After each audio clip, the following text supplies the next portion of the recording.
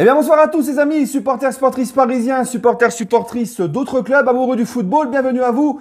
Les amis, on devait continuer la série des Coupes de France remportées par le PSG avant QSI, mais encore une fois, priorité à l'actu. Et vous avez été nombreux, les amis, à me demander, à me dire mon avis sur la déclaration de Roten sur enlever le capitana Marquinhos et le donner à Ramos. On va y revenir juste après, mais là, on va faire une pierre deux coups. J'ai des comptes à régler. Scheiße! J'ai des comptes à régler avec ONS, qui est le président d'honneur du Bayern de Munich. Et on va voir s'il en a de l'honneur, ONS. D'accord? Qui parle de Nasser et qui dit la différence entre lui et moi, j'ai travaillé dur pour gagner mon argent et lui, il l'a reçu en cadeau. S'il veut d'argent, il a juste à demander à l'émir. Ok.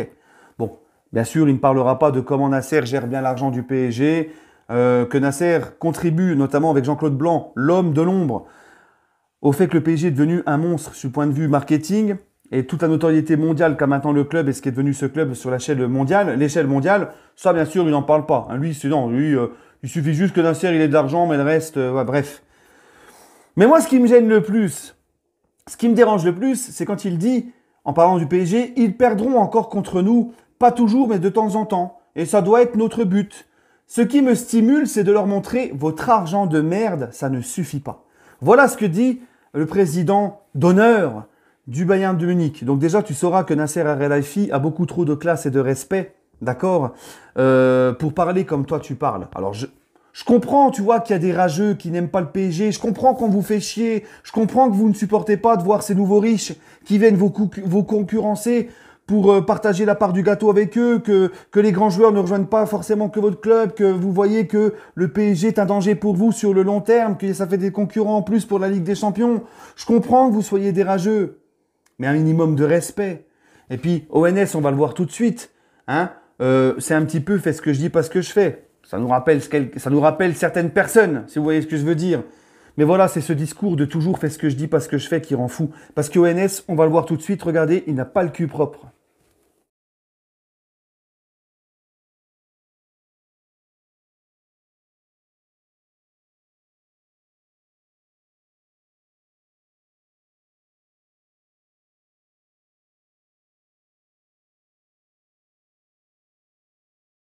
Et voilà les amis, l'hypocrisie dans toute sa splendeur. Fais ce que je dis, pas ce que je fais, ça me rappelle certaines personnes. Ça critique l'argent des Qataris, alors que ça critique l'argent des Qataris en disant l'argent de merde, alors que c'est eux-mêmes sponsorisés. Ils ont des sponsors des Qataris, et là ça les dérange pas. D'accord? Ensuite, le mec ose donner des leçons sur l'argent, tout ça, blabla, faire le moraliste, alors qu'il est tombé pour 3 ans et demi pour fraude fiscale. D'accord? Donc c'est quand même incroyable. C'est du fait ce que je dis, pas ce que je fais, c'est de l'hypocrisie, voilà. Enfin bref. Bon, alors les Antilles vont le soutenir et vont lui trouver des excuses. Ouais, mais c'est pas pareil, mais c'est ceci, bref. Donc j'ai envie, moi, pour tout ça, pour cette belle hypocrisie, dire à ONS de fermer sa bouche. Mais là, on va pas lui dire un shut up comme j'ai l'habitude. Non, là, on lui dira pas shut up, on va lui dire en allemand. Et ferme ta bouche en allemand, Google Traduction bien sûr, ça donne ça. Halt den Mund. Voilà. Donc tous après moi, les amis. ONS, halt den Mund! Scheiße! Voilà. Nous avons les moyens de vous faire parler. Si vous avez des couilles, vous allez le dire au vestiaire. Et Tourelle, franchement, des fois, pour ça, il me manque un petit peu. Tu vois, on se fendait quand même la gueule avec le tutuche. Bref, voilà. Bon, on passe à autre chose, les amis. On va passer à Roten, qui a déclaré donc je vous mets ce qu'a dit Roten. Voilà, donc Roten, je vous mets tout de suite en photo ce qu'a dit Roten, d'accord? Et puis, ce qu'il a dit, donc je vais vous dire ce qu'a dit déjà Roten le 10 septembre par rapport à Ramos, d'accord? Et je vais vous mettre ce qu'a dit Roten récemment. Voilà, vous allez voir un petit peu le jour et la nuit.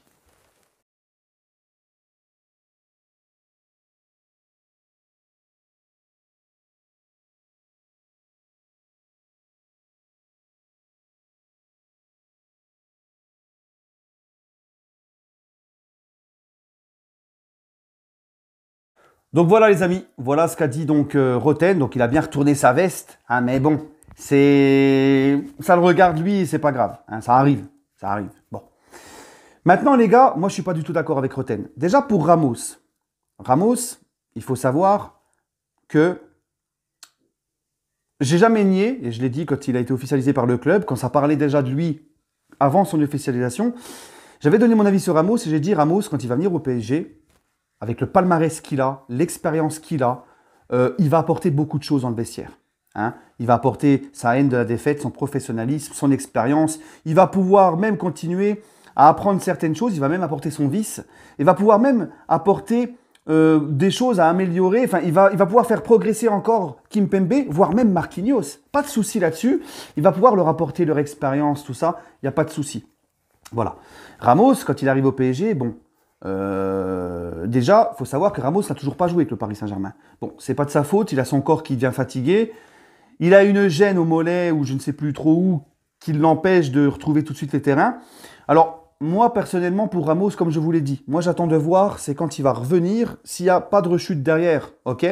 S'il y a des rechutes derrière, là je pourrais vraiment te dire, oui, ok, c'est une arnaque, c'est une arnaque. Marquinhos, Ramos, c'est fini quoi. Là, il faut savoir que le club, Ramos aurait pu rejouer avec le Paris Saint-Germain. Mais le problème, c'est qu'il y aurait eu un gros risque de blessure, de rechute. Un gros risque de rechute. Parce que il a une gêne, il ressent une gêne à l'effort. C'est pour ça que le PSG, en fait, prend son temps. C'est long, nous sommes tous impatients. Mais le PSG prend son temps, c'est pour le reconditionner, le mettre bien et être sûr que lorsqu'il rejouera et fera les efforts sur le terrain, parce que jouer un match de foot à haute intensité face à un adversaire, c'est pas comme à l'entraînement. Donc le PSG veut être sûr que quand il va revenir, il n'y a pas de rechute derrière. C'est pour ça que ça prend du temps. Et il faut être patient. Mais quand il va revenir, Ramos, les gars, malgré tout son palmarès, tout son vécu, son charisme, son leadership, son professionnalisme, son expérience, tout, et ce qu'il va apporter au vestiaire, tu ne peux pas lui donner le brassard et encore moins enlever le brassard à Marquinhos pour le donner à Ramos.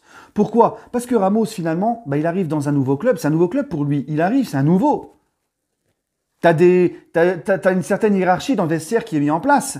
T'as des gens qui... Marquinhos, les amis, est au PSG depuis 2013. C'est le deuxième plus ancien de l'effectif sous QSI actuellement. Verratti est le plus ancien. Marquinhos est juste derrière. Marquinhos est arrivé à 19 ans. Il a pris son mal en patience. Il est arrivé, il y avait Silva, il y avait David Luiz, il y a eu aussi l'éclosion de Kimpembe, tout ça. Marquinhos, il a su aussi grandir, prendre son mal en patience, grandir aux côtés de Thiago Silva, d'apprendre. Il a toujours montré un attachement au Paris Saint-Germain, à cette ville. Il a été convoité par Chelsea cet été, champion d'Europe en titre. Il a dit non, catégoriquement. On sent qu'il a de l'attachement au club. Il veut s'installer, il l'a souvent dit, sur le long terme au Paris Saint-Germain. Il montre en plus de ça un état d'esprit irréprochable, un professionnalisme irréprochable. Marquinhos, c'est tous un peu notre chouchou, Marquinhos. Moi, personnellement, c'est mon chouchou. C'est mon préféré, moi, Marquinhos. Tu vois? Et c'est notre capitaine. Et lui enlever le brassard, ça serait, tu vois, effacer tout ce que je viens de vous dire là. Toute cette ancienneté au club.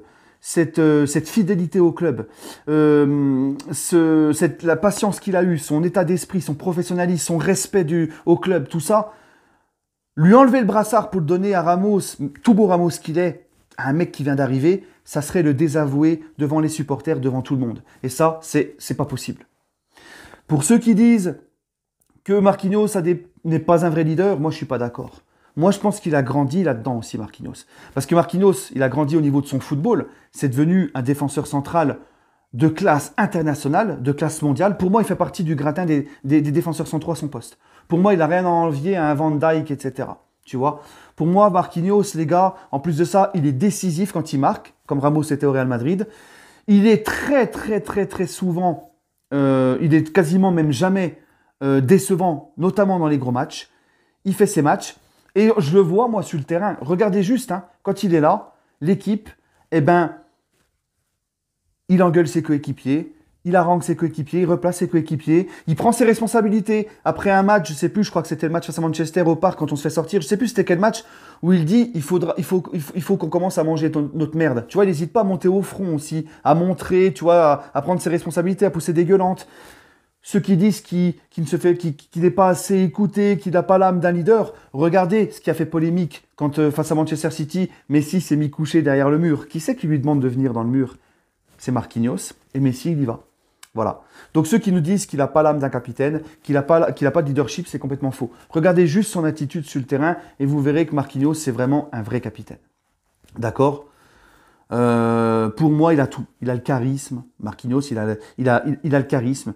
Il dégage quelque chose. Il dégage un leadership. Il dégage une mentalité. Tu vois, cette mentalité de ne rien lâcher, il y est pour beaucoup aussi. Et puis, son assurance derrière, son importance, son professionnalisme, tout. Donc Ramos, bien sûr que si, quand il va revenir, il va apporter beaucoup, même à Marquinhos. D'accord? Par son vécu, son expérience, tout ça. Mais tu laisses le brassard à Marquinhos. Et puis de toute façon, Ramos, je pense que même lui, si tu lui poses la question, il n'en voudrait même pas du brassard. Il sait, lui, tu vois. Voilà. Donc moi, pas touche à Marquis. Allez, les amis. Bah écoutez, prenez soin de vous et j'espère que demain, on se retrouvera. Il y a peut-être une autre actualité à commenter demain, on ne sait pas avec le PSG. Donc sinon, on se retrouvera pour la deuxième vidéo sur la Coupe de France. La deuxième Coupe de France remportée par le PSG de son histoire. Voilà. La Coupe de France 83. Prenez soin de vous, les amis. Et allez Paris.